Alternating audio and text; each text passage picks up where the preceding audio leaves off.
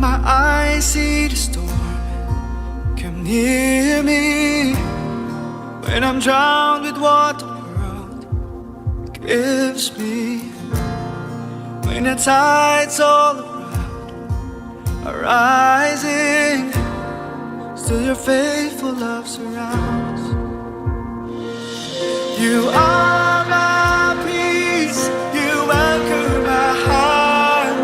You won't let go, your love holds me now. Jesus, I adore. Your joy comes through, your grace it surrounds. I will not fear, my strength is your love. Jesus, I adore. Selamat datang Jemaat Every Nation yang dikasihi Tuhan dimanapun Anda berada, serta Bapak, Ibu, dan Saudara yang bergabung bersama kami di ibadah online Gereja Every Nation Yogyakarta tanggal 9 Agustus 2020. Kami mengucap syukur atas kasih dan kesetiaan Bapak, Ibu, dan Saudara. Marilah kita senantiasa mengucap syukur kepada Tuhan atas pertolongan dan penyertaan Tuhan sehingga kita masih ada sampai di detik ini. Seperti yang dikatakan dalam Mazmur 63 ayat 8, "Sungguh, Engkau telah menjadi pertolonganku, dan dalam naungan sayap-Mu aku bersorak-sorai." Marilah kita mengucap syukur dan kita nyatakan firman Tuhan ini. Mari kita satu dalam doa. Tuhan, terima kasih atas waktu yang telah Engkau berikan kepada kami, Tuhan. Terima kasih atas pertolongan dan penyertaan-Mu, Tuhan. Sebentar lagi kami akan memuji, menyembah, dan memulai ibadah ini, Tuhan. Kiranya nama-Mu saja yang ditinggikan. Dalam nama Tuhan Yesus kami berdoa dan mengucap syukur. Amin.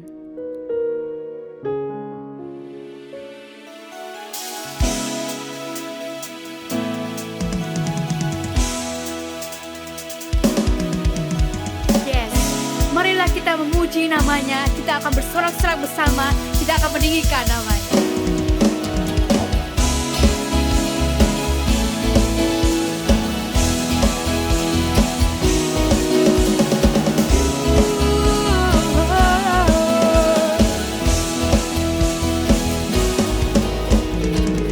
Laut bergelora, gunung pun bersorak, segala ciptaan bangkit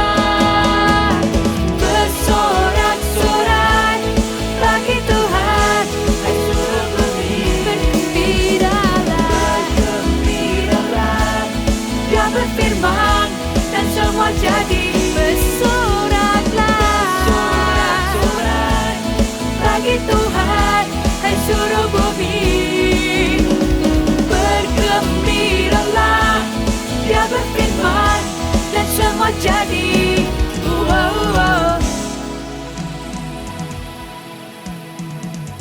Yes, mari kita berkatakan bersama-sama bagi anak domba. One, two. Bagi anak domba yang duduk di tata, hormat kemuliaan sampai selama. Yes, katakan bagi anak domba. Bagi anak domba yang duduk di tata, hormat kemuliaan sampai selamanya. Bersorak-sorak bagi Tuhan, hai seluruh bumi. Bergembiralah yang berfirman dan semua jadi. Bersoraklah, sorak-sorai bagi Tuhan, hai seluruh bumi. Bergembiralah yang berfirman dan semua jadi.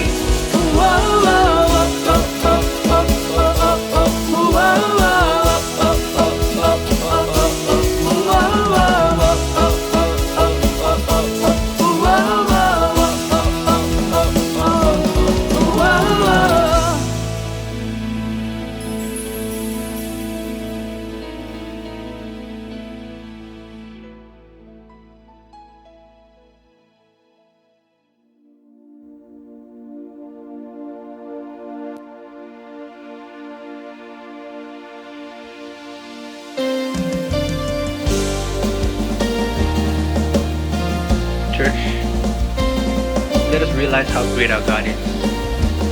As we sing this song, continue today's worship, let's lift up our voice and praise His name. Let's sing the weapon. The weapon may be formed, but it won't prosper. When the darkness falls, it won't prevail. Cause the God I serve knows only how to triumph. My God will never fail. Oh, my God will never fail. Cause I'm gonna see your victory. I'm gonna see your victory. For the battle belongs to you, Lord. I'm gonna see your victory. I'm gonna see your victory. For the battle belongs to you, Lord.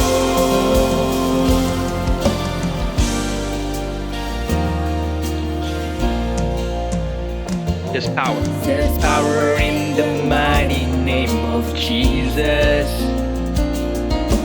Every war He wages, He will win.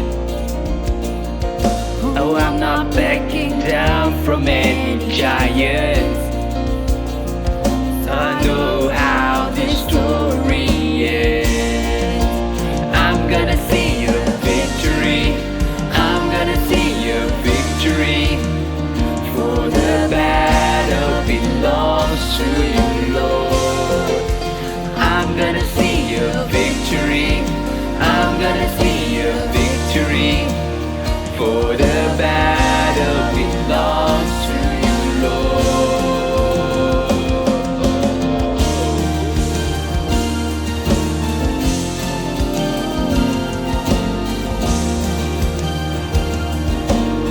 Come on, church, let's sing You Take. You take what the enemy made for evil, and you turn it for good. You turn it for good. You take what the enemy meant for evil, and you turn it for good. And you turn it for good. What time you take? You take what the enemy meant for evil, and you turn it for good. And you turn it for good. I'm gonna see your victory. I'm gonna see your victory. For the battle belongs to you, Lord. I'm gonna see your victory. I'm gonna see your victory. For the battle belongs to you, Lord. I'm gonna see your victory. I'm gonna see your victory. For the battle belongs to you, Lord. You think what the enemy meant for evil, and you turn it for good, and you turn it for good. You think what the enemy meant for evil, and you turn it for good, and you turn it for good.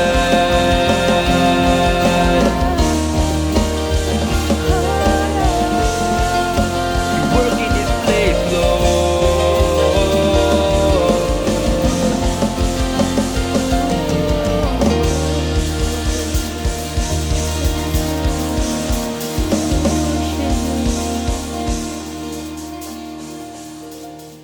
Bapak Ibu yang dikasihi Tuhan, sebelum kita mendengarkan firman Tuhan, kita akan membawa persembahan syukur kita di hadapan Tuhan. Memberi persembahan adalah bagian dari ibadah kita. Karena setiap kali kita memberi, sebenarnya kita diingatkan pengorbanan terbesar yang Tuhan Yesus sudah lakukan bagi Bapak Ibu, saudara dan saya di kayu salib. Dan seharusnya saudara dan saya dibinasakan dan terpisah dari Allah untuk selama-lamanya karena dosa-dosa kita.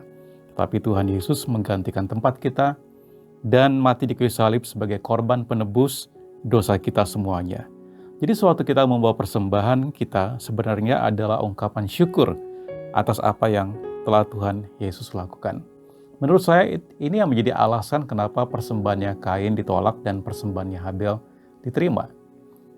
Menurut saya yakin ketika Adam dan Hawa jatuh dalam dosa, kemudian Adam dan Hawa menceritakan kepada anak-anaknya bagaimana Tuhan melepaskan kain penutup dari pohon ara, daun ara, dan menggantikannya dengan kulit domba binatang yang masih berdarah, yang sebenarnya itu adalah gambaran tentang penebusan yang akan Tuhan Yesus kerjakan di kayu salib pada perjanjian baru.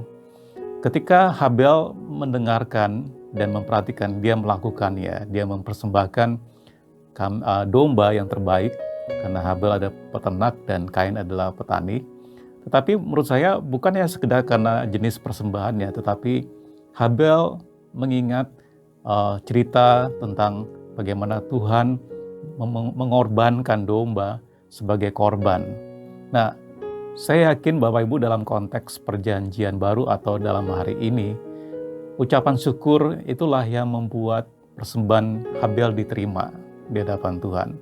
Habel melihat bukan sekedar suatu kewajiban untuk membawa persembahan atau pemberian pada setiap hari Minggu, tetapi ungkapan syukur atas apa yang Tuhan sudah kerjakan bagi kita pada hari ini. Demikian juga setiap persembahan yang kita bawa bukan suatu kewajiban, karena itu adalah ungkapan syukur kita atas apa yang Tuhan Yesus sudah kerjakan bagi Bapak Ibu, saudara dan saya di kayu salib dengan kematiannya 2000 tahun yang lalu. Seharusnya saudara dan saya, kita semua terhilang selamanya di hadapan Tuhan. Kita harusnya dihukum, dibinasakan, tapi Tuhan Yesus mengambil tempat itu dan dia menjadi korban dan dia menebus dosa kita dan kita dibenarkan di hadapan Tuhan dan kita diselamatkan. Jadi setiap kali kita membawa persembahan kita, apakah persembahan syukur, persembahan persepuluhan, persembahan khusus kita, itu adalah ungkapan syukur kita atas apa yang Tuhan sudah kerjakan di kayu salib.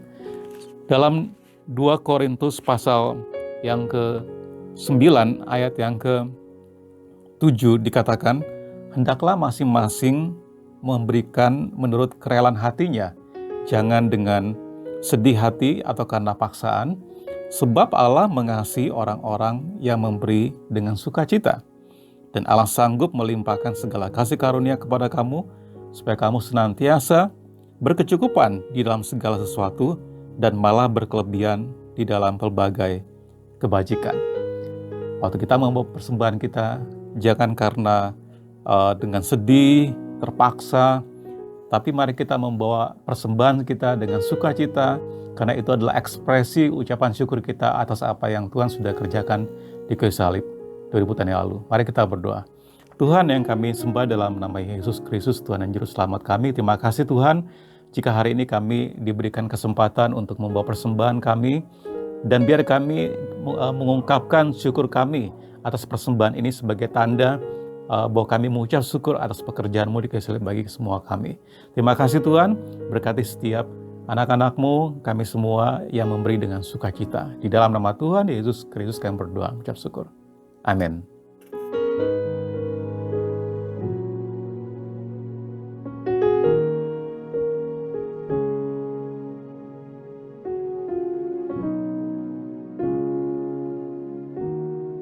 Saudara sekalian, pada hari Minggu ini kita akan dilayani oleh Pastor Ari Dun. Pastor Ari Dun adalah saudara dari Pastor Dedi Dun, Gembala Evanation di Denpasar. Saya percaya bahwa Bapak Ibu saudara akan diberkati melalui pelayanan beliau pada hari ini. Dan sekedar perkenalan, Pastor Ari Dun bersama keluarganya tinggal di Denpasar, dan beliau melayani di Jemaat Evanation Denpasar sebagai Evanation Campus Coordinator Denpasar dan juga sebagai Worship Coordinator di Evanation Denpasar. Tuhan memberkati. Shalom, selamat pagi Jemaat Evanation Jogja. Senang sekali bisa bertemu dengan Bapak Ibu Saudara pada pagi hari ini. Dan saya juga mengucap syukur dan berterima kasih buat Pastor Jimmy dan Ibu atas kepercayaan dan kehormatannya untuk saya bisa membagikan firman Tuhan di Jemaat Evanation Jogja pada pagi hari ini. Mari kita tundukkan kepala, kita berdoa. Bapa, kami mengucap syukur buat anugerah-Mu pada pagi hari ini. Saya berdoa urapi hamba-Mu yang menyampaikan, biarlah apa yang saya sampaikan ini sungguh-sungguh pernyataan marifat daripada Engkau saja, dan urapi setiap jemaat-Mu yang mendengarkan firman Tuhan pada pagi hari ini. Di dalam nama Tuhan Yesus kami serahkan waktu di dalam tangan Engkau. Dalam nama Yesus kami berdoa dan mengucap syukur. Amin. Bapak Ibu Saudara yang dikasihi Tuhan, judul firman Tuhan saya pada pagi hari ini adalah sikap kita di masa krisis. Saya percaya dan yakin bahwa kita masih sepakat sampai hari ini bahwa kita sungguh-sungguh berada di masa krisis pada hari-hari ini. Ya, kita mengalami krisis kesehatan, karena kita tahu bahwa infeksi corona sudah tembus 115 bahkan 116 ribu sampai hari ini. Kemudian kita juga mengalami krisis ekonomi, begitu banyak restoran yang tutup, banyak toko-toko yang tutup, banyak hotel yang tutup, banyak karyawan yang di PHK, gaji dipotong dan seterusnya. Dan kita juga bahkan berada di krisis mental pada hari ini. Secara psikologis begitu banyak mereka yang putus asa, mereka yang marah, bahkan ada juga yang bunuh diri. Bahkan saudara, beberapa minggu yang lalu saya mendengar berita di Jawa Timur, ada seseorang pria oleh karena stres dia menghancurkan 2 mobil tetangga. Luar biasa kejadiannya. Dan juga bahkan saya bisa katakan bahwa hari ini kita ada dalam keadaan krisis iman. Mengapa demikian saya katakan demikian saudara? Karena tampaknya orang semakin malas untuk beribadah pada hari-hari ini, dan hanya mereka giat untuk mencari solusi dalam hidupnya bagaimana mereka survive. Bahkan Bapak Saudara, ada prediksi sampai hari ini bahwa kita akan pakai masker 5 tahun ke depan, ya. Bahkan prediksi secara medis, virus corona ini sangat mirip dengan virus HIV, sehingga untuk menemukan vaksinnya perlu waktu yang sangat panjang. Sebagaimana kita tahu bahwa virus HIV sampai hari ini juga belum ditemukan vaksinnya. Dan ada juga mengatakan bahwa ekonomi baru bisa dipulihkan 3 tahun ke depan. Bahkan hari ini Indonesia, ada yang mengatakan Indonesia berada di ambang resesi sebagaimana yang sudah terjadi di beberapa negara. Saudara, itulah keadaan kita pada hari ini. Ada prediksi yang sungguh-sungguh mengkhawatirkan kita ke depan. Tapi pertanyaan besar buat kita pada pagi hari ini adalah apa atau bagaimana sikap kita di masa krisis. Sebagai mahasiswa, bagaimana sikap saya? Sebagai pengusaha, bagaimana sikap saya? Sebagai orang tua, sebagai ayah, sebagai ibu rumah tangga, bagaimana sesungguhnya saya harus bersikap di masa krisis pada hari ini? Saya secara pribadi ketika masuk masa pandemi ini, saya terus bertanya kepada Tuhan, bagaimana sesungguhnya cara hidup yang sesuai, yang benar di masa sulit ini, bagaimana supaya saya bisa membangun hidup yang terus terhubung dengan Tuhan, bagaimana supaya saya bisa terus menyenangkan Tuhan, dan bagaimana saya bisa terus menghormati Tuhan di masa krisis ini. Teks firman Tuhan saya dari 1 Tesalonika 5 ayat yang ke-17 sampai ayat yang ke-19. Saya bacakan buat saudara. Dikatakan, tetaplah berdoa, mengucap syukurlah dalam segala hal, sebab itulah yang dikehendaki Allah di dalam Kristus Yesus bagi kamu, janganlah padamkan roh. Bapak Ibu Saudara, ini adalah pesan Paulus kepada jemaat di Tesalonika, yaitu nasihat untuk mereka berjaga-jaga. Ditulis pada saat saudara jemaat Tesalonika sedang mengalami aniaya. Mereka sedang mengalami pengucilan dari sesama orang Yunani karena mereka percaya, bahkan sebagian daripada mereka sedang mengalami pembunuhan. Mengapa demikian saudara? Karena kaisar marah besar pada waktu itu, karena Paulus dan Silas ketika mereka ada di Tesalonika, mereka memberitakan bahwa ada raja lain selain kaisar. Itu sebabnya orang Kristen dianiaya karena kepercayaan mereka, sebagian mereka dikucilkan dan bahkan dibunuh saudaraku. Dikucilkan dari keluarga mereka, dari sesama orang Yunani, dan karena banyak yang mati dibunuh saudaraku, akhirnya mulai timbul pertanyaan bagi jemaat Tesalonika. Mereka bertanya, nanti kalau kita juga dibunuh dan mati, kemana kita pergi? Apakah kita masih punya pengharapan? Sehingga dalam situasi seperti itu, Paulus menasehatkan kepada mereka supaya mereka tetap berjaga-jaga dan bahwa ada pengharapan bagi mereka, bagi iman mereka, bagi mereka yang mati di dalam Kristus. Bahwa orang percaya dalam Kristus akan dibangkitkan, saudaraku. Oleh karena itu Paulus mendorong mereka, menguatkan mereka supaya mereka tetap berjaga-jaga dan mempertahankan iman mereka. Dalam keadaan krisis inilah Rasul Paulus menulis surat kepada jemaat di Tesalonika supaya mereka tetap berjaga-jaga. Bapak Ibu Saudara, surat Paulus ini datang tepat pada waktunya. Supaya apa saudara? Supaya mereka tidak hanyut dalam tekanan, mereka tidak terhanyut dalam aniaya, mereka tidak hanyut dalam krisis yang mereka hadapi, bahkan mereka juga tidak sibuk mempertanyakan nasib mereka. Mereka tidak hanyut dalam depresi, dalam stres, dalam ketakutan, bahkan mungkin saja mereka sedang meratapi nasibnya.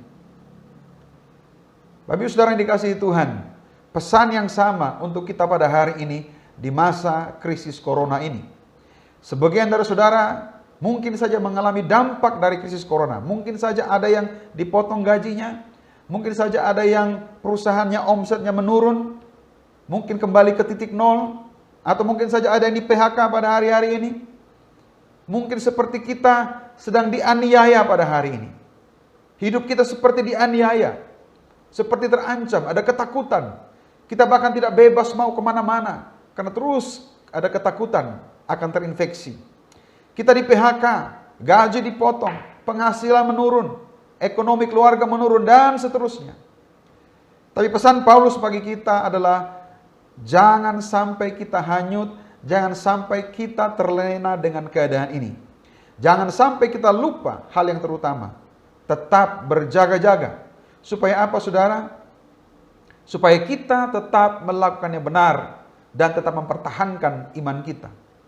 Bila kita tidak berjaga-jaga, iblis akan mengambil kesempatan, saudaraku. Iblis datang untuk mencuri, membunuh, dan membinasakan.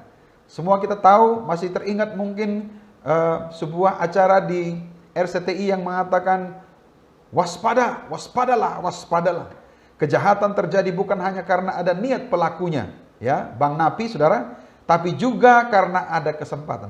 Kejahatan bukan hanya terjadi karena niat, tapi karena ada kesempatan. Oleh karena itu, jangan sekali-kali kita memberikan kesempatan kepada si jahat untuk mengambil kesempatan, melemahkan kita dalam situasi ini. Karena iblis senang sekali mengambil kesempatan, saudaraku. Jadi bagaimana sikap kita di masa krisis ini sesungguhnya? 1 Tesalonika 5 ayat 17 berkata, tetaplah berdoa. Berjaga-jagalah dengan berdoa. Saudaraku, doa adalah kata yang sangat sederhana.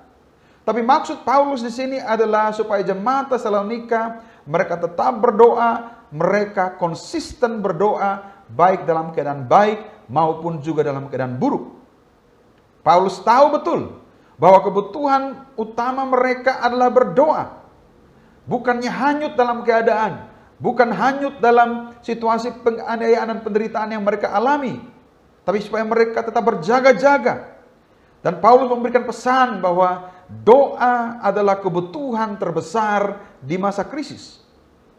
Bill Hybels pernah mengatakan, doa adalah kebutuhan, bukan kewajiban. Kalau kewajiban bisa ditunda, tetapi doa tidak bisa ditunda. Dan saya percaya, kalau ada satu keadaan yang harus memaksa kita untuk kita berdoa, itulah sesungguhnya tujuan Tuhan. Kenapa saudara? Karena jawaban hidup kita, jawaban persoalan hidup kita, menanti kita di altar doa kita. Creflo Dollar berkata, jawaban menanti di hadirat Tuhan.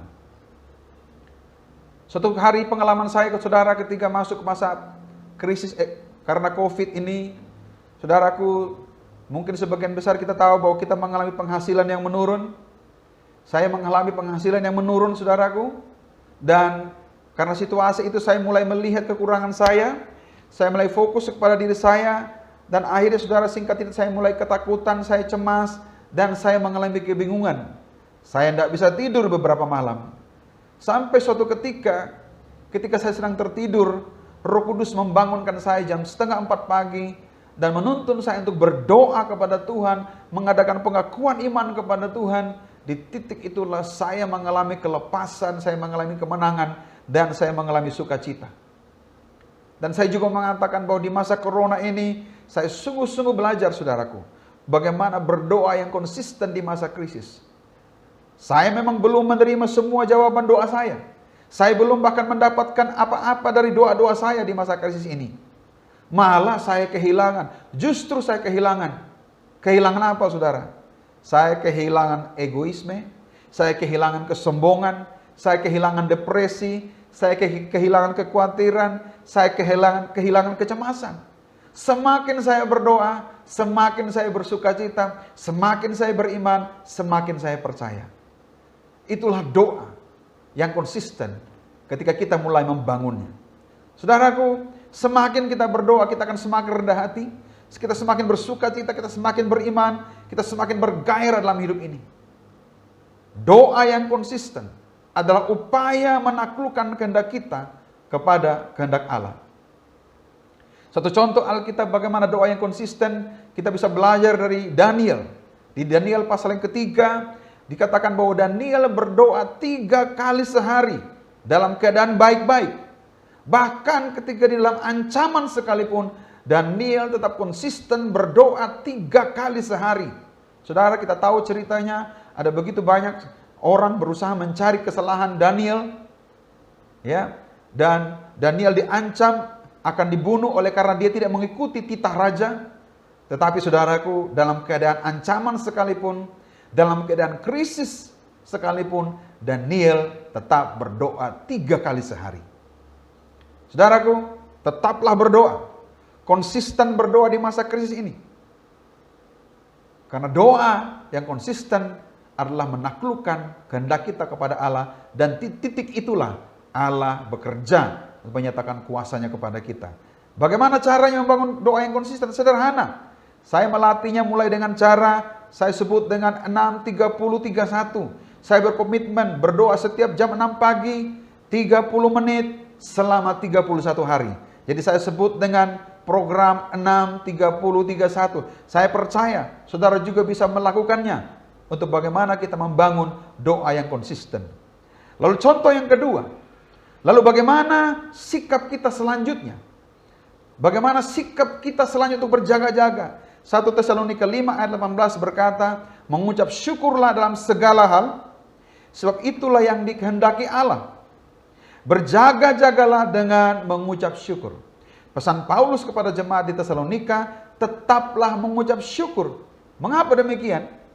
Karena sekalipun mereka dalam ancaman dan tekanan, saudaraku, mereka tidak luput dari perhatian Tuhan. Sekalipun jemaat Tesalonika mereka berada dalam ancaman pembunuhan, kabar baiknya mereka tidak luput dari perhatian Tuhan. Dalam krisis corona ini, saya mau mengatakan juga bagi kita semua, apapun yang kita hadapi hari ini, kita tidak luput dan tidak lepas dari perhatian Tuhan. Oleh karena itu tetaplah mengucap syukur, saudaraku. Satu hal yang saya percaya juga bahwa membangun sikap mengucap syukur membuat kita tahan banting, saudaraku. Membuat kita bisa menyiapkan atau bisa juga bersiap atau menerima ketika hal-hal yang buruk terjadi dalam kehidupan kita. Tidak hanya kita menerima yang baik. Satu contoh Alkitab yang baik, saudara, di Ayub pasal 2 ayat yang ke-7 sampai ke-10. Ini ketika Ayub dikata-katai oleh istrinya, dia bahkan dalam tanda kutip dihina oleh istrinya. Bahkan istrinya mengatakan, masihkah engkau mau percaya kepada Tuhanmu? Bahkan istrinya mengatakan, kutuklah Tuhanmu itu. Tapi kita perhatikan apa kata Ayub. Di dalam Ayub pasal 2 ayat 7 sampai 10 dikatakan, tetapi jawab Ayub kepadanya, apakah kita mau menerima yang baik saja dari Allah, tetapi tidak mau menerima yang buruk? Dalam kesemuanya itu, Ayub tidak berbuat dosa dengan bibirnya. Saudaraku, inilah satu sikap yang mengucap syukur. Ayub tidak hanya menerima yang baik dari Tuhan, tapi hatinya siap untuk menerima hal yang buruk. Itulah tanda orang yang memiliki hati yang penuh dengan pengucapan syukur. Semua kita tahu Pastor Rick Warren begitu sangat terkenal dengan bukunya Purpose Driven Life. Saudara singkat cerita, di saat yang dia lagi tenar, dia lagi begitu terkenal oleh karena bukunya salah satu bestseller di New York Times. Saat yang sama, saudara, hal yang buruk terjadi, yaitu anak laki-lakinya orang karena sakit mental, dia ambil pistol, dia tembak kepalanya sendiri, dan akhirnya dia mati, saudara. Dia mati bunuh diri. Saudara bisa bayangkan, dalam keadaan yang begitu terkenal, tapi kemudian di saat yang sama hal yang buruk terjadi. Tapi saudara, yang luar biasa, apa kata Pastor Rick Warren? Dia katakan begini, saya tidak mengerti kenapa ini terjadi, ya, dan saya juga tidak mau bertanya kepada Tuhan, mengapa ini terjadi. Ini pernyataan yang luar biasa yang kita bisa belajar dari salah satu sikap orang yang mengucap syukur kepada Tuhan. Tidak hanya menerima yang baik, tapi juga bersiap ketika ada yang buruk. Saya juga mau mengatakan kepada kita semua pada pagi hari ini, mengucap syukurlah bukan hanya di dalam krisis, tetapi mengucap syukurlah buat krisis yang kita lewati pada hari ini. Karena krisis ini membentuk saudara dan saya.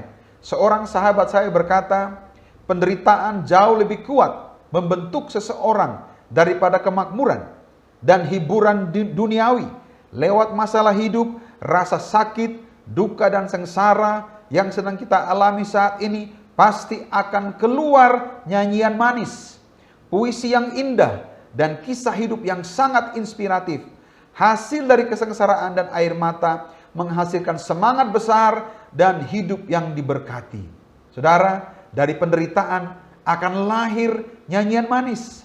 Dari krisis yang kita hadapi, saya percaya akan lahir nyanyian-nyanyian manis kehidupan yang membuat kita terus bisa semakin kuat semakin hari dan berikan dampak kepada orang lain. Semua kita mungkin pernah tahu Fanny Crosby yang hidup pada tahun 1820 sampai 1915.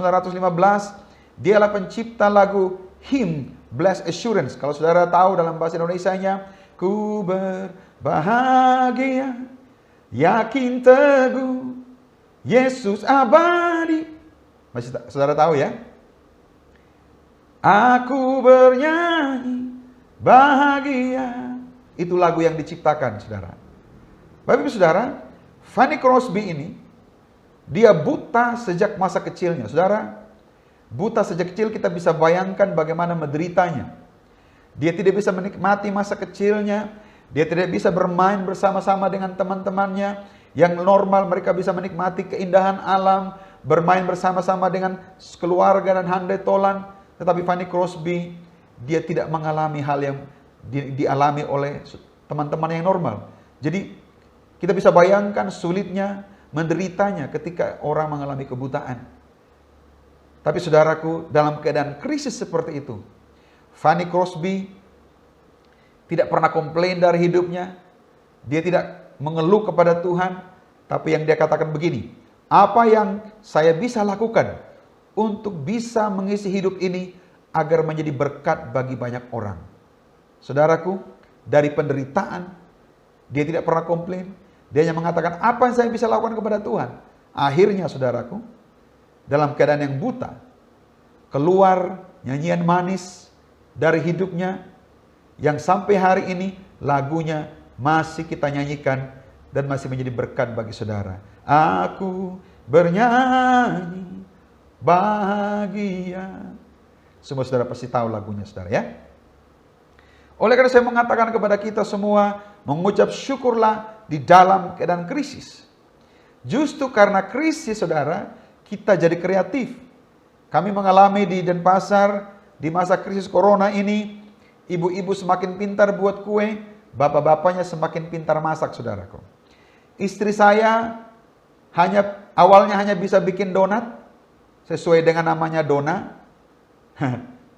Istri saya lagi nggak dengar, nggak apa-apa ya.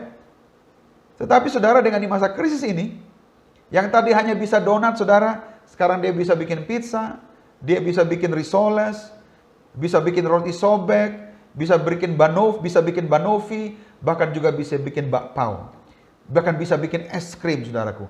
Jadi kita nggak perlu beli lagi sekarang makanan-makanan seperti itu. Cukup istri saya yang buat, sudah sangat enak dan luar biasa. Ada amin saudara. Oleh karena saya mengatakan kepada kita semua, mengucap syukurlah dalam krisis. Bukan hanya mengucap syukur dalam krisis, tetapi mengucap syukurlah untuk krisis yang kita hadapi. Karena krisis membentuk kita dan membuat kita lebih berkreatif.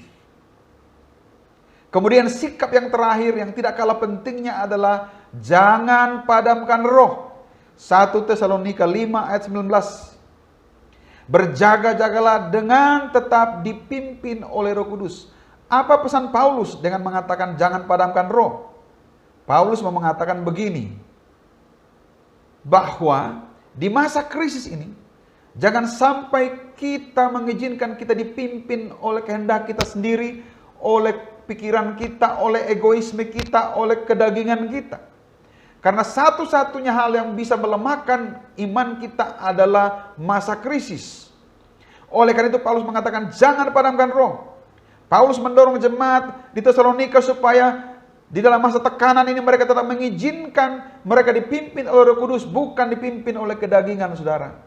Karena di masa krisis ini kecenderungan kita adalah aslinya kita keluar, kita mulai muncul emosi. Kalau kita tidak bisa handle, kita mulai cenderung mengutamakan egoisme kita bisa emosi, kita mengutamakan perasaan, pikiran, kehendak kita, dan itu sangat berbahaya bagi kita saudara. Dan pesan Paulus buat saudara dan saya dalam masa krisis ini, tetap izinkan Roh Kudus sebagai penolong dan sebagai pendorong kita.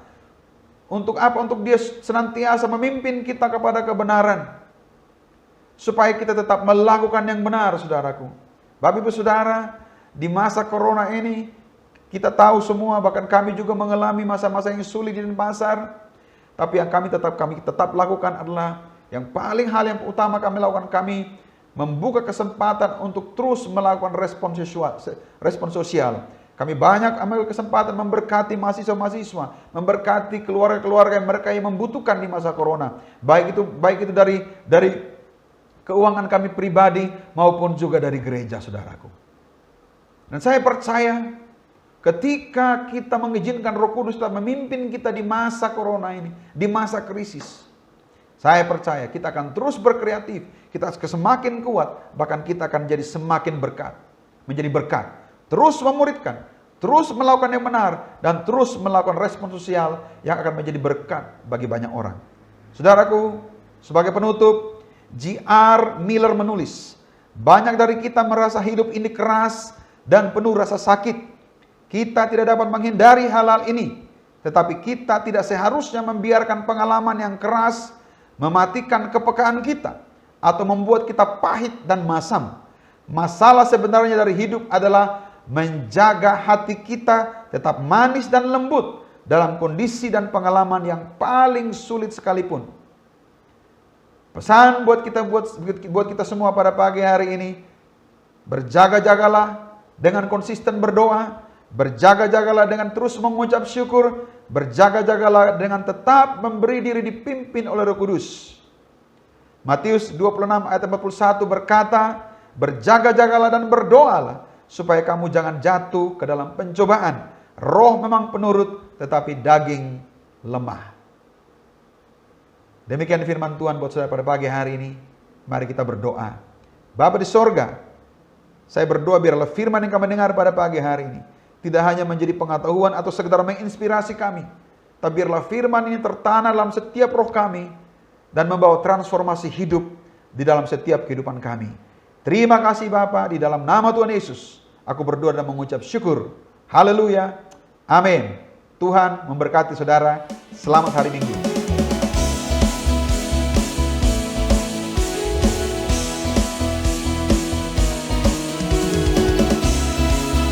Mari kita katakan bersama-sama, seluruh suku bangsa.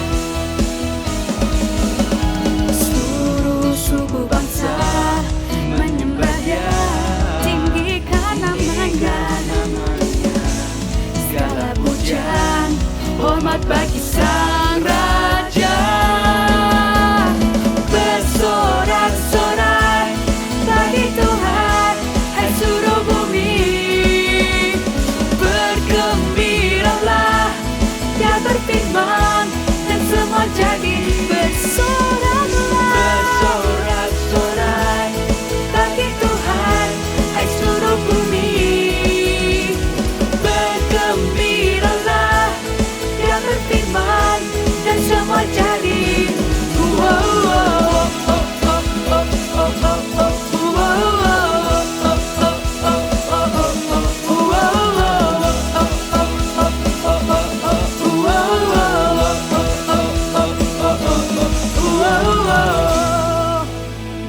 Beri kemuliaan bagi Tuhan.